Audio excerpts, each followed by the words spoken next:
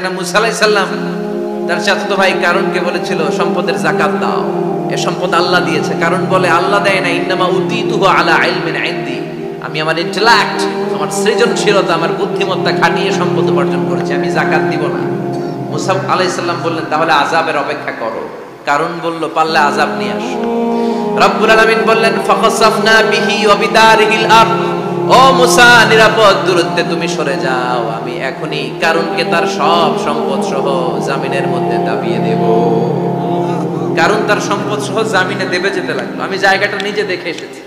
মিশরের রাজধানী কায়রো থেকে 120 কিলো দূরে ফাইউম নামে একটা জেলা আছে, ওই জেলায় বাহিরা কারুন, কারণের সব সম্পত্তি আল্লাহ জামিনে দাবিয়ে দিয়েছে।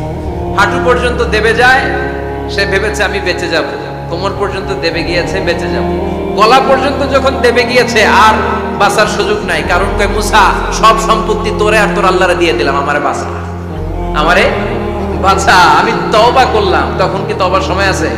কথা কন, বাদাল গারগারা, মালাকুল মাউত যখন দেখে ফেলবেন তখন তওবার সুযোগ আছে। ফেরাউনেরও একই দশা। লোহিত সাগরের পানি খেতে খেতে ফেরাউনের পেটটা যখন এত বড় হয়ে যায়, ফেরাউন হাত তুলে বলে আনা মিনাল মুসলিমিন, আমি মুসলমান। আমি, এটা কোরআনের আয়াত কিন্তু, আনা মিনাল মুসলিমিন, বনি ইসরাইলরা যে আল্লাহর উপর ঈমান এনেছে, আমিও ফেরাউন সে আল্লাহর গোলাম। আল্লাহ বলে দ্য টাইম ইজ আপ, সময় শেষ, এখন তোমার ঈমান কবুল করা হবে। তার মানে বাদাল গারগারা তওবা কবুল হয় না। এই মৃত্যুর গড়গড়ানি আসার আগ পর্যন্ত চোখের পানি ছেড়ে যদি আল্লাহর কাছে ক্ষমা চান, জীবনের সব গুনাহ মাফ করে দিবে কে? শয়তান আল্লাহরে বলল মাবুদ এত জান্নাত বানিয়ে কি লাভ, আপনার একটা বান্দারও জান্নাতে ঢুকাতে পারবেন না, আমারে বানিয়েছেন জাহান্নামী, আমি আমার সর্বোচ্চ চেষ্টা দিয়ে আপনার সবগুলা বান্দারে জামাতে জাহান্নামে নিয়ে একসাথে ঢুকবো, পারলে জাহান্নাম আরো কয়েকটা বাড়িয়ে বানান। আল্লাহ বললেন কেন কেন? শয়তান বলে লা আকুদান্না লাহুম সিরাতাকাল মুস্তাকিম, আপনার বান্দা জামাতে নামাজ পড়তে যেতে চাইবে, ওখান থেকে ধোঁকার ওয়াসওয়াসা দিয়ে আমি গানের কনসার্টে নিয়ে যাব, তাফসীর মাহফিলে কোরআন শুনতে যেতে চাইবে, ধোঁকা দিয়ে আমি মদের আড্ডাখানায় নিয়ে যাব, ওয়ালা তাজিদু আকসারাহুম শাকিরিন, একটারেও জান্নাতে ঢুকাতে পারবেন না। চ্যালেঞ্জ দিলাম। আল্লাহ বলল শয়তান তুই আমারে চ্যালেঞ্জ দেস, আমি তো সব রাজার বড় রাজা মহারাজা, আমার সাথে তো কেউ চ্যালেঞ্জ দিয়ে টিকতে পারে না, চিল্লা এখন ঠিক কিনা? শয়তান তুই চ্যালেঞ্জ দিলি, আমিও তোর চ্যালেঞ্জ দিলাম। ওয়া ইজ্জতি ওয়া জালালি ওয়া ইরতিফাই মাকানি, আমার ইজ্জতের কসম, আমার জালালিয়াতের কসম, আমার মহানত্বের কসম, আমার ক্ষমতা আর দাপটের কসম, আজীবন আমার বান্দা গুনাহ করবে, পাপ করবে, অন্যায় করবে, কোন এক তাফসীর মাহফিলে এসে চোখের পানি ছেড়ে যখন ক্ষমা চাইবে, আমি জীবনের সব গুনাহ মাফ করে দেব। আমি আমার বান্দার জীবনের সব গুনাহ মাফ করে দিয়ে জান্নাতে ঢুকায় দেব। তখন তুই কি করবি? লাগফিরান্না লাহুম মা দামু ইস্তাগফিরুনি, যতক্ষণ আমার বান্দা আমার কাছে ক্ষমা চাইবে, আমি আমার বান্দার জীবনের সব গুনাহ মাফ করে দেব। সুবহানাল্লাহ পড়ে।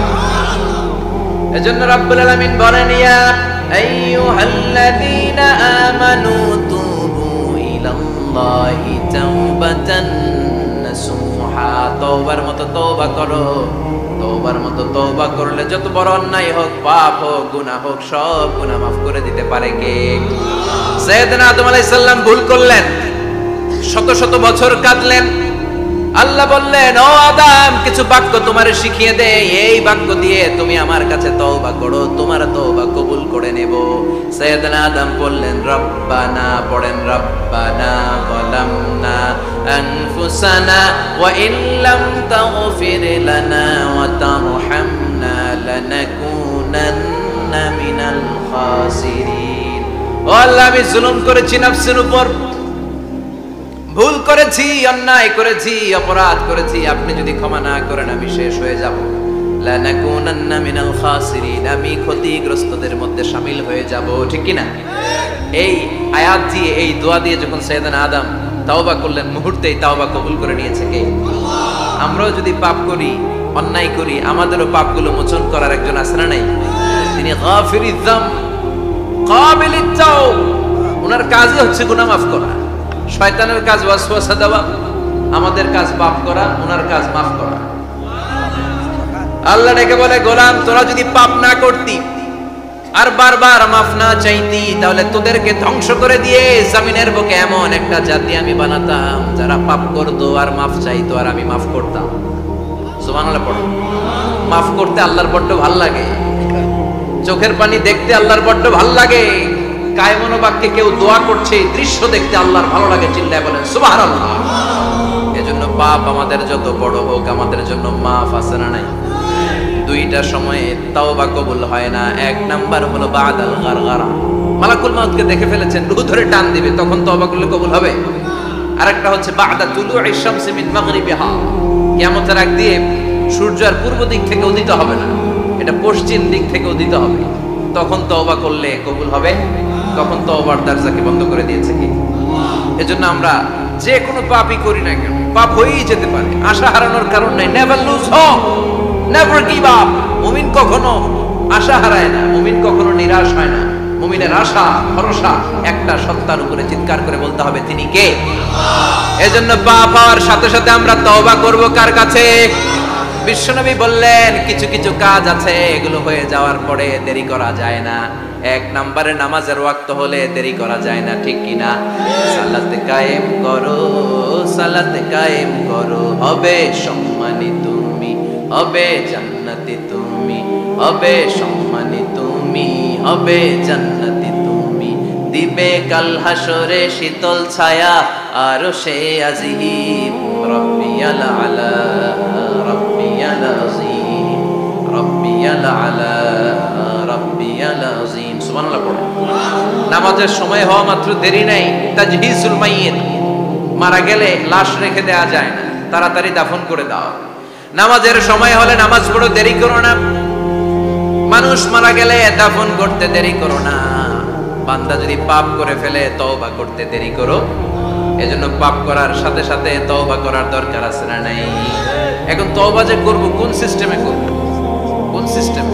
ভুল হওয়া মাত্রই আপনি অনুতপ্ত হয়ে চোখের পানি ছেড়ে আল্লাহর কাছে মাফ চান, আল্লাহর কাছে ক্ষমা চান, এটার নামই তওবা। আমাদের দেশে হুজুর আইনা তওবা পড়ায়, আছে না নাই? আনন্দপুরে এগুলা নাই, আছে না? কয় ইমাম সাহেবরে নিয়ে আয়, খতিব সাহেবরে নিয়ে আয়, হাফেজ সাহেব হুজুরের নিয়ে আয়, তওবা পড়া। না, তওবা পড়ানো লাগে না, আপনার নিজের তওবা আপনি নিজেই পড়বেন। আপনি অনুতপ্ত হয়ে চোখের পানি ছেড়ে আপনার আল্লাহরে ডাক দেন, ডাক দেয়া মাত্র তিনি সাড়া দিবে, চিল্লায় বলেন ঠিক কি না? ওলামা ইকরামরা তওবার 5টা শর্ত আরোপ করেছে। এই 5টা শর্তের আলোকে যদি তওবা করেন মুহূর্তের মধ্যেই তওবা কবুল করে নেবে কে? এক নাম্বার শর্ত হচ্ছে আল ইকরা, acknowledgement. You have to acknowledge that you are the great sinner in the world. এই পৃথিবীর সবচেয়ে বড় পাপী। 5টা শর্তের এক নাম্বার হচ্ছে আপনি স্বীকার, জান আল্লাহ আমার চেয়ে বড় পাপী আকাশের নিচে জমিনের উপরে দ্বিতীয়টা নাই। এমন কোনো পাপ নাই যে আমি করি নাই। আমার চেয়ে নাদান, আমার চেয়ে পিশাচ, আমার চেয়ে বড় পাপী দ্বিতীয়টা কেউ। অ্যাকনলেজ ইউর সিন, আপনি আপনার পাপগুলো স্বীকার করেন। নাম্বার 1। নাম্বার 2, আন-নাদাম, repentance. You have to be repentant for what you have committed from sins. যে পাপ করেছেন এই পাপের জন্য আপনি লজ্জিত হন। আপনি নিজেকে আল্লাহর কাছে ছোট করে পেশ করেন, আল্লাহরে ডেকে বলেন আল্লাহ আমি আপনার গোলাম, গোলামের ঘরের গোলাম, বান্দির ঘরের গোলাম, আমারে মাফ করে দেন, আমি লজ্জিত, আমি অনুতপ্ত। তাহলে 1 নম্বর শর্ত আপনি ঘোষণা দেন যে আপনি পাপ করেছেন। 2 নম্বর শর্ত আপনাকে অনুতপ্ত হতে হবে যে আল্লাহ আমি পাপ করে ফেলেছি। 3 number, you have to stop what you have committed. যে পাপ আপনি শুরু করেছেন এটা বন্ধ করে দেন। আপনি সুদের জন্য সুদ খাইছেন, আল্লাহর কাছে তওবা করলেন, আবার সুদ খাওয়া চালিয়েও যাচ্ছেন, এই তওবা কবুল হবে? সুদ খাওয়া আগে বন্ধ করেন। আপনি ঘুষ খেয়েছেন, এই ঘুষ খাওয়ার কারণে আপনি আল্লাহর কাছে তওবা করলেন কিন্তু ঘুষ খেয়েই যাচ্ছেন, এই তওবা কবুল হবে? 3 নাম্বার হচ্ছে you have to stop what you have committed. আপনি যেই পাপ করেছেন এটাকে বন্ধ করেন। 4 নাম্বার শর্ত, you have to hate what you have committed. আপনি যেই পাপটা করেছেন এটাকে মন থেকে ঘৃণা করেন, ওইটারে মন থেকে ঘৃণা করতে হবে। 5 নাম্বার শর্ত হচ্ছে you have to determine that you never repeat this sin again. আল্লাহর কাছে ওয়াদা দেন, কমিটমেন্ট দেন যে আল্লাহ পারতপক্ষে আমার জীবনে আর এই কাজটা করব। এই 5টা শর্তের আলোকে তওবা করলে কবুল করবে কে?